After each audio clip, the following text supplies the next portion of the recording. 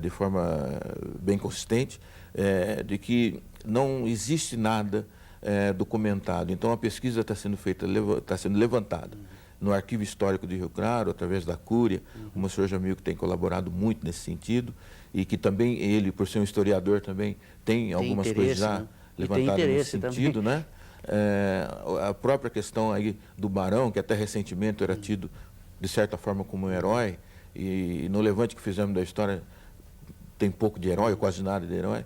Então, até por conta de fazer uma identificação real, muito aprofundada e realista do que, de fato, temos a contribuir em função de projetar para o futuro, né? Até para que não caia como sendo uma lenda a escravidão, claro. Se a gente não tivesse cuidado da preservação cultural, pode cair no esquecimento e isso não pode ocorrer com a gente. Agora, depois eu quero abordar com o professor Álvaro essa questão da violência, mas antes ali a gente viu na reportagem ali o pesquisador falando essa questão do barão com as escravas. E isso era comum também na época, os fazendeiros se valerem da sua autoridade, do seu poderio para promover esse tipo de atitude, de aproveitamento das escravas? Olha, na história do Brasil, isso é frequente, nós encontramos muito registro no Rio, né, em províncias do Nordeste. Agora, nos levantamentos feitos aqui em São Carlos, não há nenhuma referência.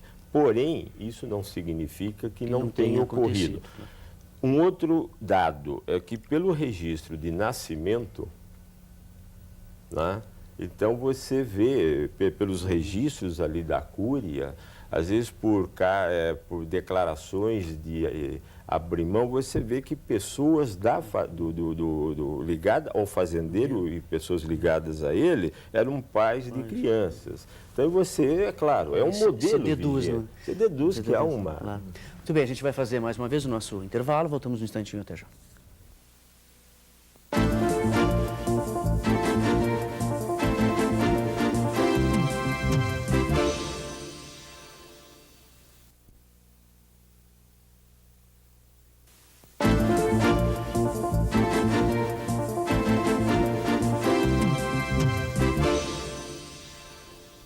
Chegamos ao quarto e último bloco do programa IPTV Comunidade, que hoje está fazendo um resgate da história da escravidão aqui na região.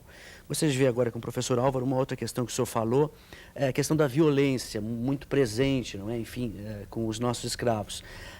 Quais eram, assim, os tipos mais comuns de violência? E uma outra questão, essa violência era sempre na frente de todo mundo, realmente para fazer essa exposição, para mostrar a supremacia do fazendeiro ou do barão? Qual era a violência mais comum? Bom, em primeiro lugar, eu costumo observar, a escravidão em si é violência. Agora, o número de açoites, o ferro no pescoço, né, e outras modalidades decorrem dessa violência maior que a própria escravidão.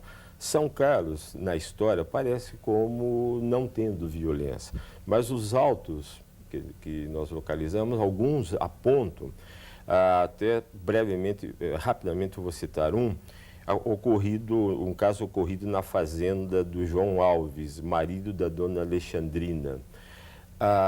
E na ocasião era chefe da delegacia, era o delegado-chefe, o Conde do Pinhal, Arruda Botelho, lá nos anos de 1860, se não me falha a memória.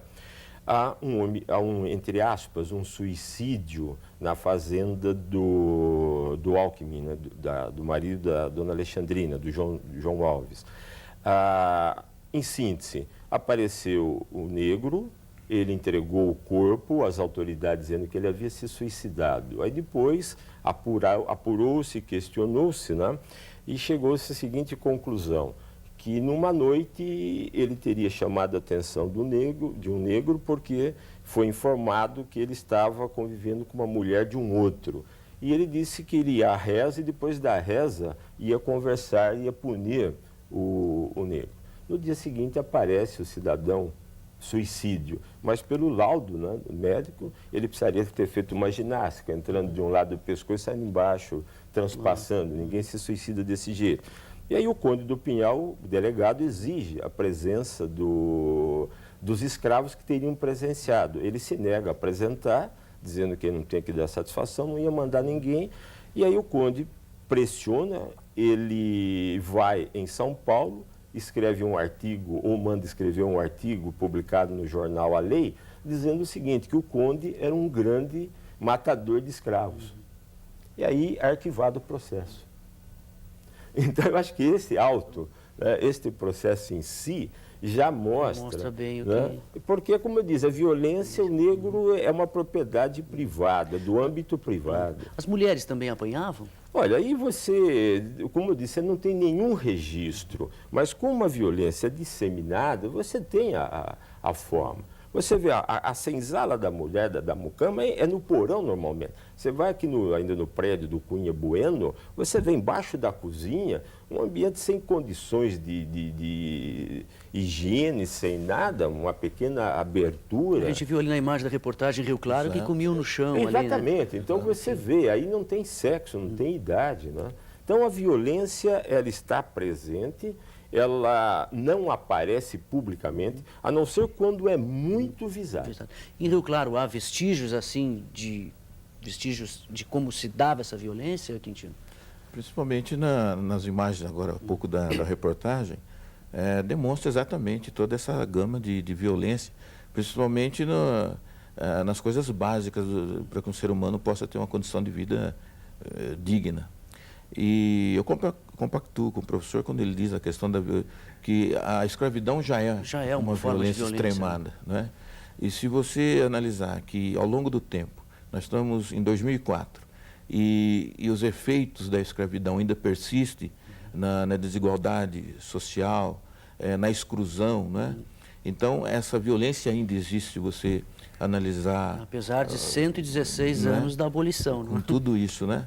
Então, eu penso que os meus avós, que eu sou rio-clarense, a minha família chegou a Rio Claro como escravos. Os seus avós, Quintino, foram escravos?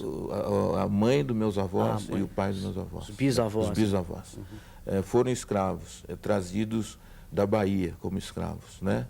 E toda essa situação que nós vivemos, a minha avó, que tinha a pele um pouco mais clara, que casou com meu avô bem escuro, bem negro, e minha avó faleceu ano passado, e ela contava para nós toda essa história de sofrimento, de humilhações.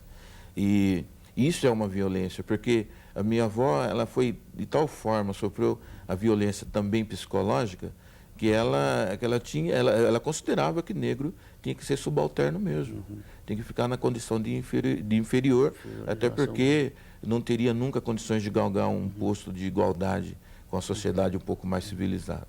Isso, em nós que somos os descendentes dessa situação, é bastante sofrido. Isso, eu costumo dizer que nas palestras, nos seminários, o congresso que a gente participa para discutir tudo isso, há momentos em que essas imagens são colocadas de uma forma um pouco mais contundente e que há uma emoção, que a gente acaba até chegando às lágrimas, porque imagina-se o quanto os nossos antepassados sofreram toda essa sorte de violência, como foi aqui relatado pelo professor. E isso nos traz uma responsabilidade muito grande em relação ao futuro, porque eu penso que tenho uma missão de que isso é um bastão de uma responsabilidade que nós temos que passar em ordem para a próxima geração. Né?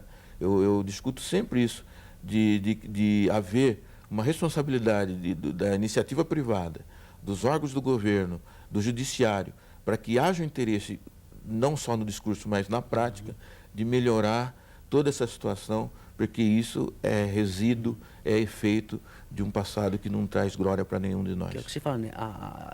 A escravidão foi abolida, mas a discriminação ainda não. Ainda persiste. Né? Isso ainda existe. Né? Eu falando das formas de violência, por exemplo, como é que funcionava assim com o fazendeiro, o dono do escravo, o cuidado dele com relação à saúde? Porque para ele não interessava, né, ter um escravo doente.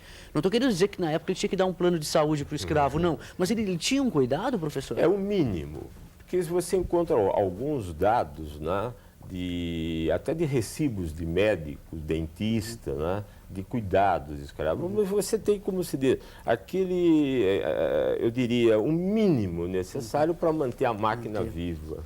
Muito bem, então. Bom, nós podemos ficar o sábado inteirinho aqui conversando, mas quero agradecer muito a presença do professor Álvaro Risoli, professor e pesquisador aposentado da Universidade Federal de São Carlos, e também do presidente da Comunidade Negra de Rio Claro, Francisco Carlos Quintino da Silva. Obrigado pela presença, sucesso para vocês. Para todos um bom sábado, a gente se vê na semana que vem. Até lá. Música